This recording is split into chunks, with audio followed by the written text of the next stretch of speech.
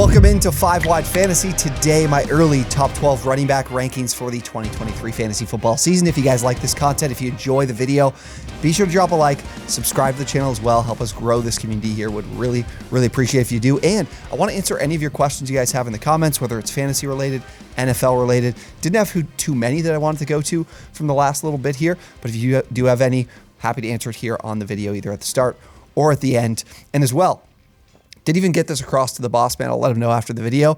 We're going to do a little giveaway. Peace Collective. All you guys got to do, if you haven't checked out Peace Collective, they've got vintage sports apparel for some of your favorite teams, the NFL, the NBA, the NHL. My Chargers gear will probably be here by the time this video goes out, so very excited to get that. If you guys want to check them out, 10% off with promo code OwnersBox10. But here's what we'll do. All you got to do, find a piece of apparel over at Peace Collective, comment with the link down below, and we will select a winner. So we drop videos today on Sunday, Monday, and Wednesday. So next Sunday, we'll pick the winner. So you'll be able to get multiple entries in, not in one video. If you comment in each of the 3 videos this week, that'll give you 3 entries you'll be able to get to. So go do that. Find a piece of apparel you love, and we'll pick one person to send that to absolutely for free. So go check that out, Peace Collective. The link's in the description and in the comments down below. We're going to get to the top 12 running backs now. And what I want to do is I want to keep this relatively short here. I think the wide receiver position is pretty different in comparison to the running back position. When you look at some of the numbers, the predictability, there's some underlying numbers I like at the wide receiver position to help project into the next season. The running back position is all about volume, right? And the way that you can project volume is obviously or a change in volume, let's say, would be coaching changes, which we'll get to with a few of these guys. Any other positional changes or additions to the running back position that impact their volume, whether it's a departure or an arrival, positively or negatively. So let's get to these running backs. At 12, I have Aaron Jones. He was the RB11 in 2022. He was one of the most efficient backs in the league as well, with that pretty decent volume, 5.3 yards per carry, which was 5th, and managed to be pretty decently explosive as well. 6.6% breakaway run rate, was top 15 at the position. He's got a great receiving profile, 6th in both targets and receptions on the year at the running back spot. Opportunity as well, in my mind, that I'm really eager to see is to regain some inside the 5 opportunities. With Rodgers, this team did throw the ball a good amount inside the 5, but as well, A.J. Dillon had a 10-3 advantage in 2022 and inside the 5 carries. So pretty decent advantage here. And Dillon was awful. He was not efficient with his opportunities. He averaged 4.1 yards per carry. He also averaged he was also 37th in yards after contact per rush attempt. So not really, ultimately, I thought his profile would lead to him being that guy to get the opportunities inside the 5. But even with those, he just didn't convert those into fantasy points whatsoever, nor was he very efficient for this offense. So I think there's a chance Jones gets more of those with Dillon kind of taking a bit of a back seat in comparison to seasons prior. And as well, the other thing that will be interesting is the rushing volume. They were middle of the pack in rushing rate at 43.4%. Jordan Love comes in, Aaron Rodgers leaves. What does LaFleur do with this offensive scheme here? Do they kind of give Love an offense that's basically the same as the one Rodgers was operating, or do they lean on the experience here and efficiency of Aaron Jones? So we could see that that volume increase as well. Speaking of efficient running backs, my RB11 on the season is Breece Hall. He was the RB7 in fantasy points per game in the 7 games he played in 2022. Led the league in yards per carry, 5.8 yards per carry. Another guy that just was incredibly efficient and explosive, 11.3% breakaway run rate. Run rate. Which was 2nd at the position. So ridiculous number in that department, and even more ridiculous, his yards after contact per attempt. Demolished everybody else at the running back position. 4.13. I think the next closest guy might have been like almost half a yard less than this. Unbelievable season he had. Was on pace for 46 receptions as well, which would have been 13th at the position. So efficient, also able to be a great pass catcher. Now gets an offense led by Aaron Rodgers and an improved offensive line where scoring opportunities can be higher. They scored just 17.4 points per game, which was 29th in the NFL last season. Of course, Hall wasn't involved for the majority of last season.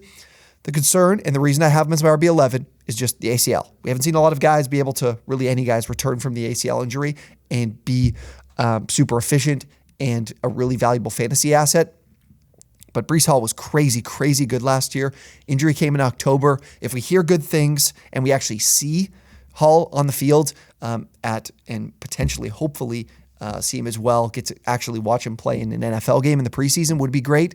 He'll definitely move up in my rankings. At 10 is Jonathan Taylor. He was the RB 34 in 2022, but the RB 18 in fantasy points per game. He missed 6 games last season. Man, very difficult guy to be able to project heading into this year. He had ankle surgery in January, didn't participate in their OTAs and whatnot here in May and June. So I'm curious as to where he's going to be at heading into the season. Shane Steichen is now the head coach, which is a good sign. The Eagles ran the ball at the 4th highest rate in the NFL, 49.7%. So I'm expecting to see good rushing volume. Steichen was a guy when you date back to with not just with the Eagles, but also with the Chargers, did like to mix up his backs and not give his RB1 like a really significant heavy workload. But there's not really a guy that threatens that much, or I would be wanting to put on the field between Zach Moss and Deion Jackson. So that'll be something to monitor heading into the year as well. Then there's the Anthony Richardson potential arrival looming. If you know with rushing quarterbacks, and I expect Richardson to be a guy leaning on his legs, they don't really tend to target the running back position a whole hell of a lot. And as well, they also can steal some goal line scores and red zone rushing touchdowns away from that RB1. So still like Taylor, don't love Taylor. I'm never one to project injuries when I'm building my rankings out, but man, there's just a lot of concern with him and being able to, kind of see that production that we saw from that crazy 2021 season. Speaking of guys I've struggled to project, Derrick Henry finished at the RB4 in 2022, led the league with 349 rushing attempts despite missing a game as well in the year. Managed a pretty decent target share, over 10%. He was also the most efficient guy when it comes to yards per route run at the running back position. When he got opportunities as a receiver, he was able to create explosive plays. He has an absolute monster on the when it comes to breaking tackles as a running back. Not surprised to see it as a pass catcher either. And as well, could get 2 of his 3 fantasy playoff games against the Houston Texans if he's healthy. 2 of the 3 are against the Texans, which could be incredibly valuable for us. And a guy that you might, if you see this and he's putting together the same kind of numbers he was last season, he could be someone worth a pretty penny as a trade piece that you're kicking yourself you didn't draft. My biggest concern is how good can this offense be? As much as Henry got the ball, they weren't very efficient running the ball. They were 26th in EPA per rush. They're also 28th in points per game. They scored just 17.5 points per game. If they're not scoring and they're not that efficient offensively, then that's a problem for me in terms of being a team that's going to be in a position to run the ball a ton. But man, Vrabes loves to ride Derrick Henry's production from the running back spot as opposed to leaning on the pass game. So I could see Henry when I get closer to the season that I do have him higher in my rankings, but this is where we got him now early here in late June. At the 8th spot, Tony Pollard finished as the RB7 last season as well, despite sharing that role with Ezekiel Elliott. Zeke departs and leaving no real threatening replacement for his role, and now Pollard can probably eat into those opportunities. Deuce Vaughn, definitely looking to be more of a change of pace guy. Definitely not someone that will have an impact on opportunities inside the 5 and those easy to convert scoring opportunities. Ronald Jones, a guy that could easily be off this roster a few weeks into the season or before the season. It was, as we've seen the last couple of years, and then as well Malik Davis. Mike McCarthy's now calling plays though, and that puts to me a bit of a gray cloud over the projection here and makes it a lot more difficult, a little bit foggy, is if you look at Mike McCarthy's last time that he was the play caller for an offense, it was in 2017 and 2018 in Green Bay. And in 2018, the Packers led the league in pass rate, over 69%, or almost 69%. Crazy. Leader in the NFL in pass rate. Now, we're looking at the comparison of Dak Prescott and Aaron Rodgers. I don't project this offense to throw the ball quite at that rate, but I do think it'll probably increase because it was more in like the mid-50s last year in comparison to the high 60s, like I mentioned. So there could be a significant change there. But with that potential problem, what we are probably going to see is, like I mentioned with the departure of Zeke, is McCarthy tends to give his RB1 a very significant opportunity share. It was over 71% in his last season with Aaron Jones compared to what the Cowboys were in 2022, which was just at 59%. So that's like more than 11%, almost 12% increase in opportunity to the RB1.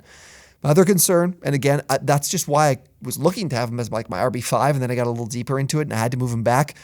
the running back targets dropping as well.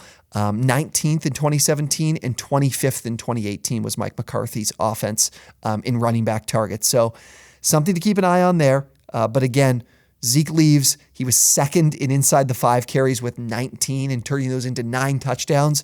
Those are gone. Those are available for Pollard. And again, the competition really isn't there at that spot. So still very high on him. At 7 is Ramondre Stevenson. He finished as the RB11 in 2022.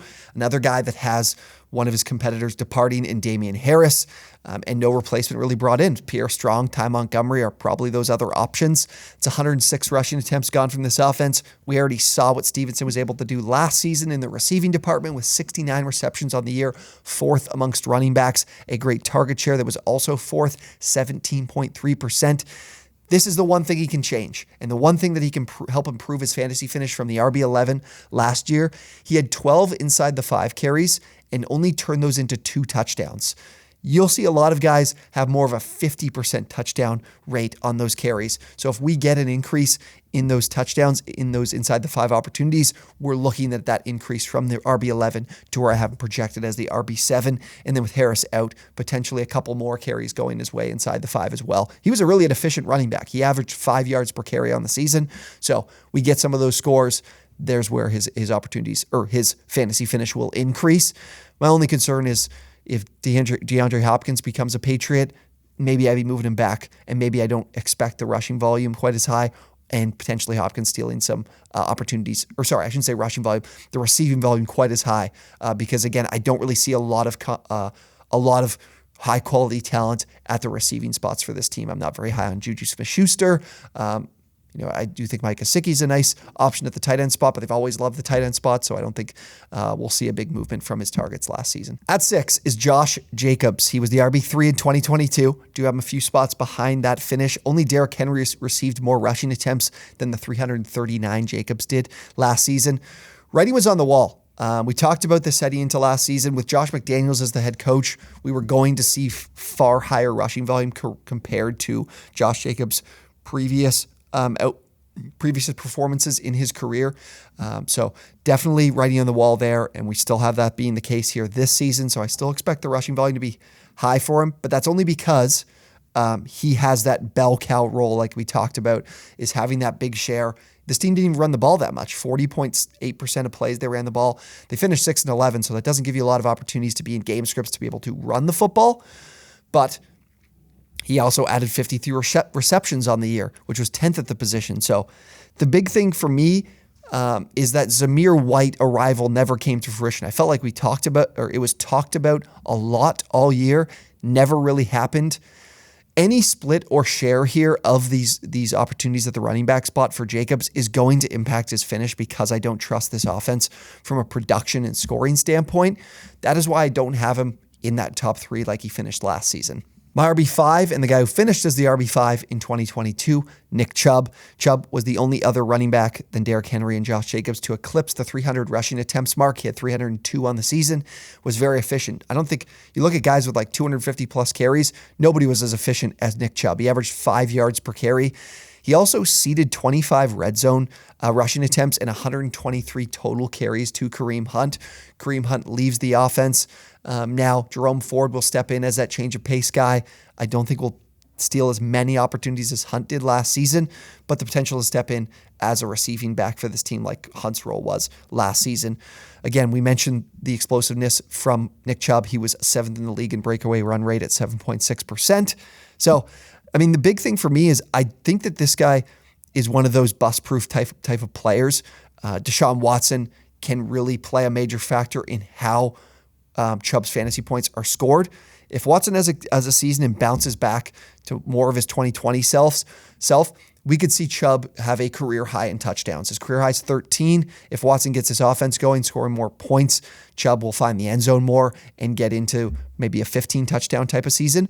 But if we see Watson look like the guy he was in 2022, Chubb's going to be leaned on as the guy to be able to help this offense produce, and we'll still see that volume be at that really high level over that 300-yard plateau like I mentioned, and potentially the receiving work could increase, but with Watson at QB, he's not one that likes to target the running back position a whole hell of a lot. So still very high on Nick Chubb heading into the season. My RB4 is Saquon Barkley. He finished as the RB6 in 2022. The opportunity share was crazy, over 80%. And there's really nobody else here that's going to threaten for his spot.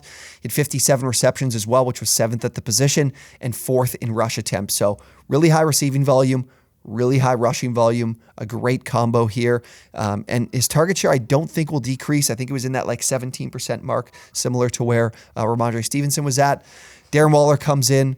The other receiving options, though, are a bit of a wash, like Darius Slayton.